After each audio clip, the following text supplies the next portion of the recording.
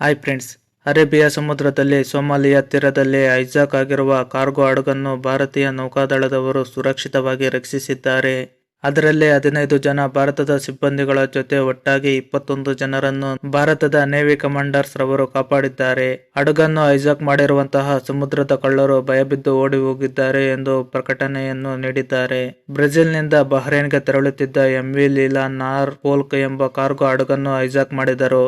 ಸಮುದ್ರದ ಕಳ್ಳರು ಈ ಹಡಗಿನಲ್ಲಿ ಅಕ್ರಮವಾಗಿ ಒಳಗೆ ಬಂದು ಹಡಗನ್ನು ಹೈಜಾಕ್ ಮಾಡಿದರು.